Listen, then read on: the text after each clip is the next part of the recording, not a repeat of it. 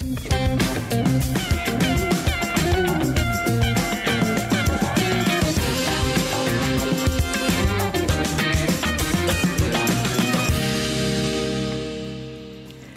and good evening. I'm Melissa Idris. And I'm Sharad Kuttan. Welcome to Consider This, the show where we want you to consider and then reconsider what you know of the news of the day. Tonight on the show, we will be addressing the true scale of unemployment in Malaysia. Has the true extent of job losses been adequately understood? That's all coming up late in the show, where we're going to be speaking to a policy analyst about the available options to address the severity of the problem. But first, some news from the day. The Health Ministry has identified a new COVID-19 cluster at the Immigration Department depot in Bukit Jalil, where 35 foreigners have tested positive for the virus. Director General of Health, Dr. Nur Hisham Abdullah, said that 645 individuals at the facility have been screened since yesterday. And so far, there have been 400 negative cases and about 200 others are still waiting for their results. So, all in all, the ministry is currently investigating this new cluster. Yeah, fascinating, Melissa, because, you know, every time we have a new cluster, I think what the authorities want to do is to determine where exactly the infection comes from. Now, I know that, you know, we've gone through this issue about the question of foreigners and the infection and how it's related to their working conditions, often their living conditions. And so when we think about these things, again, how does it shape policy? To what extent are we still thinking about using custodial sentences to punish violators of the MCO and such?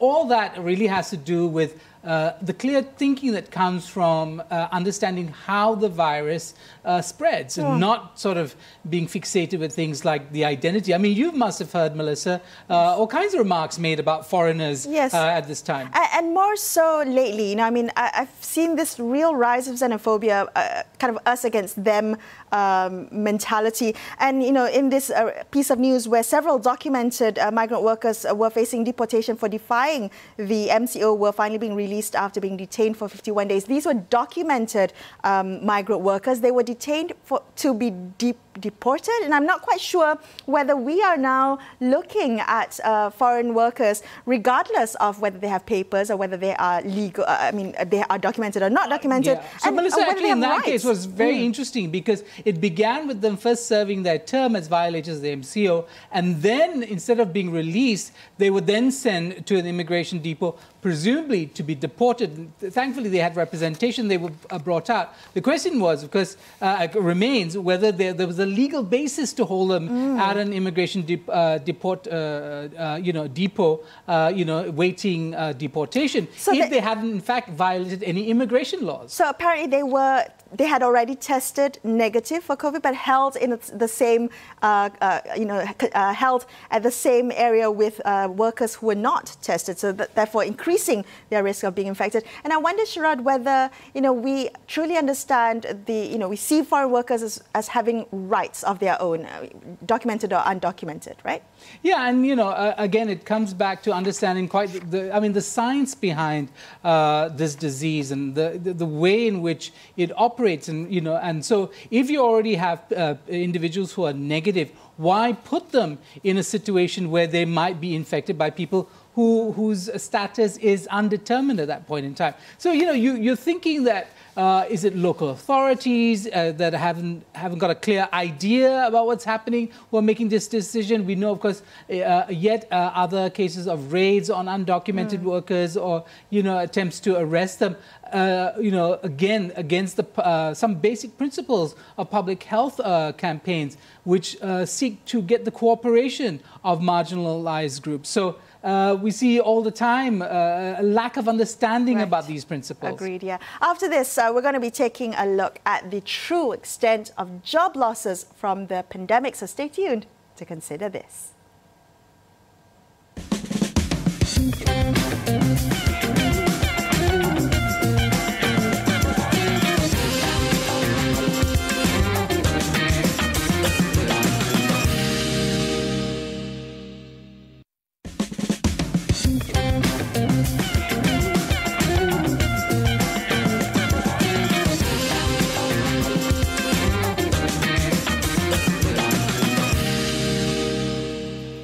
Hi, you're watching Consider This. I'm Melissa Idris. With me, Sharad Kutan. The Department of Statistics Malaysia today released its labour market review report for the first quarter of 2020. Now, the latest numbers reveal that Malaysia's unemployment rate rose to 3.9%. Joining us on the line now to help put this into context, we have Laurence Todd, Research Director at the Institute for Democracy and Economic Affairs, or better known as IDEAS. Laurence, thank you so much for coming on the show tonight. Now, the forecast for unemployment seems to be very grim for the country. Bank Negara has already warned that unemployment rates will likely surpass its earlier forecast of 4%, but will it be as bad as the worst-case scenario projection by the Malaysian Institute of Economic Research, MIER, which is projecting 9.2%? Laurence, what's IDEA's sense of the scale of unemployment at the moment? I mean, how bad are things currently? And more importantly, are they going to continue to be bad in the near future? Well, I mean, I think you asked the question rightly, because I think it's about how bad it's going to get and then how long is it going to last. So as you said, I mean, what we know already is that in March, the unemployment rate hit 3.9%. So that was about an additional 100,000 people out of work. I think, you know, from my perspective and IDEAS, we agree with the other assessments that probably the number will get to more than 10 times that over the course of the MCO. I think we've also seen, you mentioned the report from the MIER, but the Employers Federation have also said they're expecting 2 million people to have lost their jobs during the MCO. So I think, you know, the peak of unemployment, just like the peak of the virus curve that we've been talking about, is going to be high. I think that's pretty uniformly accepted. I think the question is how quickly the economy can recover and absorb those unemployed people back into work. And there's a number of factors that are going to affect that. So the first thing, of course, is the trajectory of the pandemic itself. So whether we have succeeded in really slowing down the rate of infection, or whether there's a second wave coming down the line later in the next few months that necessitates a return to the kind of most stringent form of lockdown. The next thing that's going to affect the speed of recovery is, during this period, how many businesses really went under, have had to ultimately close down, because they're not going to bounce back quickly. If firms have been able to survive and they can rehire as new customers come in, then that's great. But those firms that have closed down, that's going to mean a slower recovery. And then the last factor is the global economic environment. This is not just a Malaysian crisis, it's a global crisis. So the big unknown is how long this is going to weigh on global growth and how much that's going to affect demand here in Malaysia. So these are the factors, I think, that weigh on how long this unemployment crisis will last. But I think we can all agree the peak is going to be pretty high once the next set of numbers come through. Laurence, can we look more closely at those numbers? Do they, for instance, include non-citizens? Do they include people in the informal sector? What exactly, and can we take those numbers at face value? Do they tell us the true extent of the question of unemployment? Well, look, I think inevitably with these types of statistics, it's difficult to be extremely granular. And I think the biggest issue really is the time lag. So I think, these statistics represent the picture only up until March. So really that's only 10 days of the MCO. And the Department of Statistics does break it down, but not to a super level of detail. What they did alongside this release, which was very helpful, is they've conducted some additional surveys, particularly looking at how businesses have coped during the MCO. And I'm afraid it makes for quite grim reading. It goes that 60% of businesses say they've not had a single customer during the period of the MCO. So I think what the Department of Statistics is trying to do is to recognize, look, okay, we recognize these employment figures don't tell us what's really happened, what the real impact of the MCO has been, because they only go up until March. So we're going to also share with you this other news about what the business sentiment is. So I think the Department of Statistics is trying to cover the limitations of their own report. But in terms of coverage, I mean, this is a very broad survey. I mean, it's the best data we get on employment. It will include informal workers and registered foreign workers. Of course, there is still gaps in that, as we well know, in terms of the number of undocumented foreign workers. But broadly, this is the best we're going to get in terms of an indication of the scale of the problem. The issue with this release is just that it stops too soon. It stops in March, and that's only 10 days of the MCO, not the 2.5 months that we've all had. Okay, so you touched on one of the blind spots being the informal sector. Laurence, what do we know about the structure of the Malaysian economy and the dependence on the informal sector? And, you know, what is IDEA's sense of how this pandemic has impacted the informal sector in Malaysia? Okay, well, I think, you know, in terms of the employment impact, I think it's probably helpful to think about it in two ways. Or at least this is how we're trying to think about it. So there's a first wave, which is really those that could not continue to work under the MCO. Their jobs are completely incompatible with social distancing, or the companies that they worked in found it easier to let them go, so they were in less stable work. They had less stable work statuses. So we see that was quite highly correlated with low pay, foreign workers, and informal workers. So the kind of sectors we see there is agriculture, fishing, farming, food services, sectors with a high degree of informal workers would also include cleaning and so on. So these are the sectors where social distancing was very difficult, and it was easy for firms to let people go because of the nature of their work statuses. And I think that's borne out again in some survey data we've seen from the Department of Statistics. So that was the sort of first wave that I think we understand and we know about. But I think what's coming through is the second wave, which is the issue of really business closures. So there were some businesses that maybe could last the first week, the first few weeks, but have now really started to struggle. And, you know, we do know of businesses that are closing down, and therefore the job losses will be much broader based. I've been thinking in particular about retail sector, business services.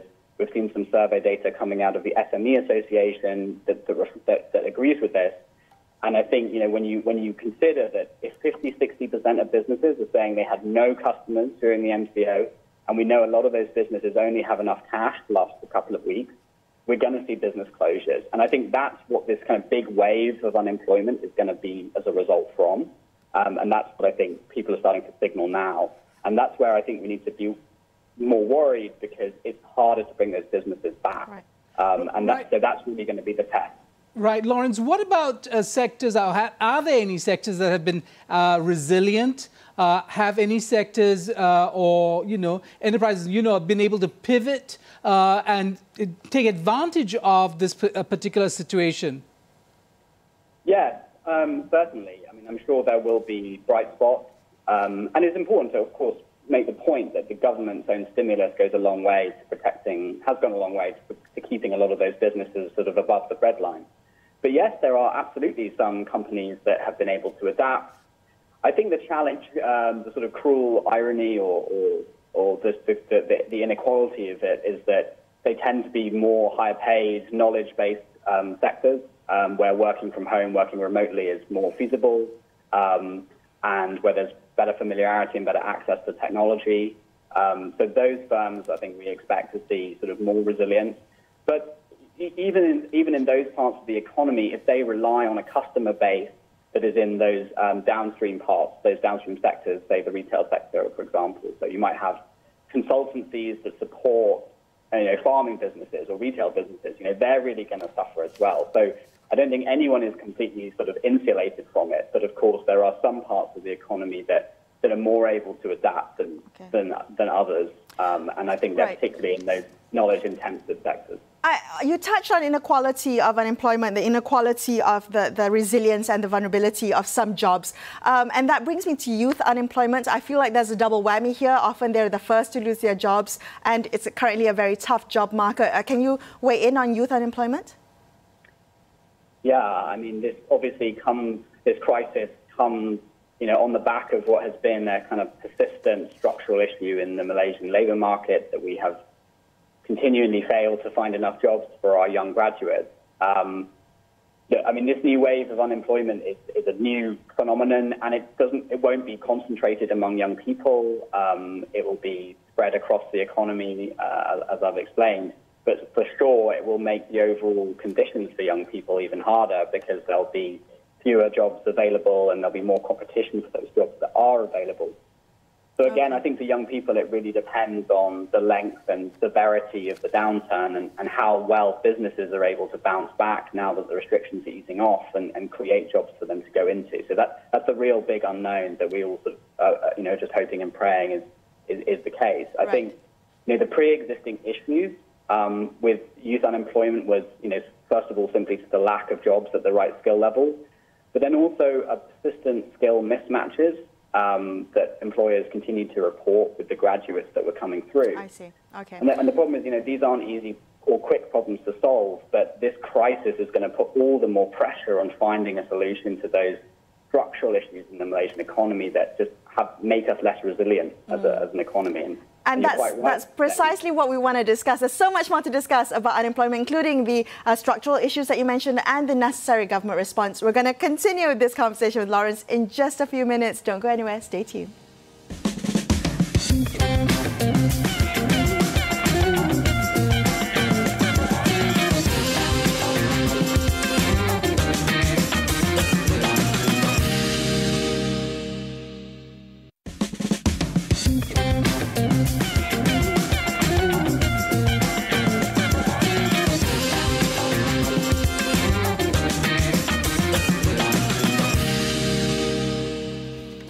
Thank you for staying with Sharad and I on Consider This. Let's continue our conversation about unemployment with Laurence Todd from the think tank Ideas. Now, Laurence, you talked about the structure of the economy.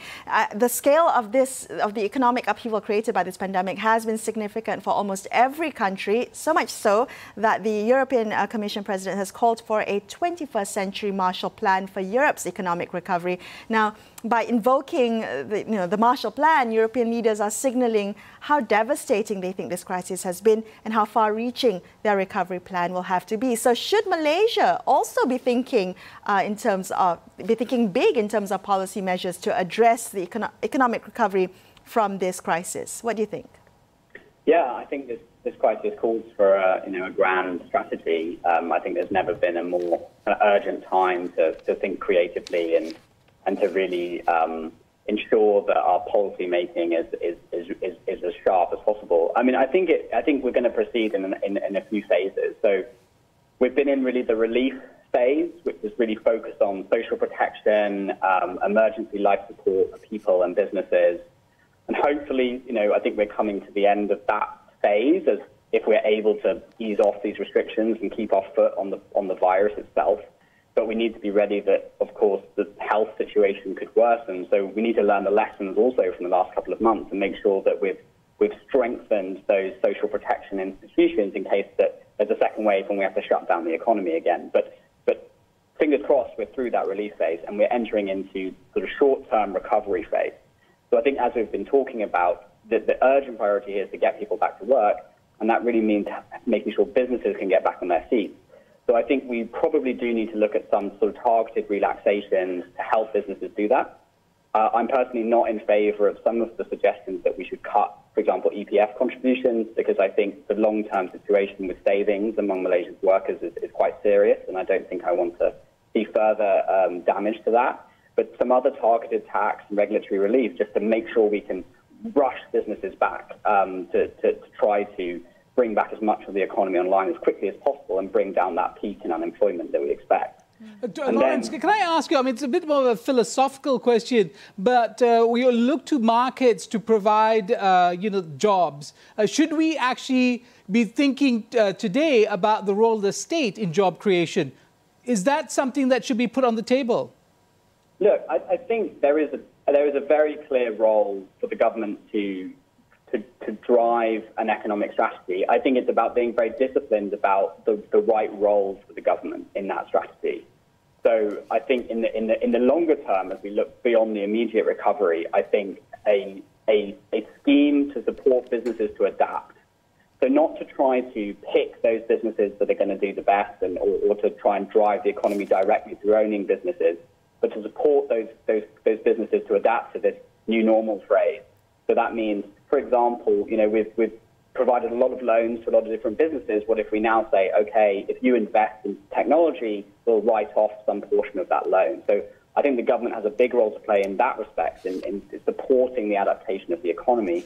But also, I mean, Melissa mentioned the Marshall Plan. I do think there is going to need to be a major public investment drive to support that adaptation. So in areas of infrastructure, so supporting the broadband rollout, but that's also in terms of making sure the regulatory environment is going to support innovation and technological adaptation in the economy. So there's a lot the government needs to do, but it's got to do the right things, not the wrong things. But Laurence, the question is whether any of these in the short or the medium term will produce jobs. And since we live in a country with very few social, with an inadequate social safety net, if I could suggest that, won't we just need people getting some money in their hands or, in fact, getting jobs immediately? Yeah, I think that's absolutely right. That's why I think we have to break this down into phases. So I think we do need to strengthen the social protection system, because although we might have just got through these last couple of months, what if we have to go into lockdown again in a few months' time? So it's really shown up this problem we have of not having an adequate social protection system. So I think that's definitely the first thing.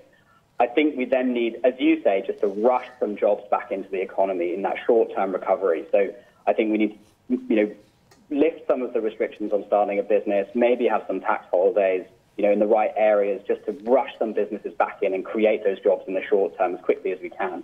But we can't lose focus on also ensuring we're building longer-term resilience and prosperity into the economy. And it's painful work, and it's the kind of thing people like me always bang on about, but it's public investment, it's support to adaptation, it's building competition through markets that ultimately is going to provide that resilience in the medium and longer term. So I think we just have to have a strategy that covers all those bases, and it's not easy work, but I think that now is, of course, the most urgent time to put such a strategy in place. Laurence, you mentioned a bit earlier about the need to keep businesses afloat, right? Because it's going to be harder to bring back businesses that have actually closed down. Now, I'm wondering about the government's response to this. Have they done enough to ensure that businesses remain open at this time, or are short-term measures all we have at this point in time, regardless of whether businesses remain in operation? Look, I think it was an incredibly difficult balancing act for the government to pull off. On the one hand, they had to respond to the health crisis, and then also, on the other, manage the economic crisis that created, but in the context of having a very constrained fiscal position that was getting hammered by an oil price collapse. So, that was not it's like a, perfect storm for policymakers. And I think the stimulus packages really went as far as they could go. And I think that's why the government kind of we had that turnaround at the beginning of May to try and bring back the restrictions. I think partly that was driven by the sense that, look, the economy is really going to take long-term damage and we don't have the money to bail it out, so we need to kind of come back online, and the health figures don't look too bad. But obviously that's a kind of constantly moving judgment, and I don't envy the government for having to make it. Laurence, sorry to interrupt you. We have just like half a minute left. Tell us, does the political uncertainty in the country hinder a full-fledged plan for recovery? I have to admit that I think it does in a number of ways. I think that although I commend the actions the government has taken, I think there has been insufficient parliamentary scrutiny. I think we need to bring those institutions back. In the long term, that's essential to having a resilient economy, is to have a stable political environment in which to conduct the business of policy making. And I don't think we have that, and that is going to make this more difficult in the longer term. Well, this is a conversation that can't be covered in just one show. We're going to have to continue all these conversations about employment, about the labour market, and about the structure of Malaysia's economy going forward in all future shows on Consider This. But Laurence, thank you so much for joining us tonight and sharing your insights with us. We appreciate it. That's all the time we have tonight on Consider This. I'm Melissa Idris, with me Sharad Kutan, signing off for this evening. Thank you so much for watching, and good night.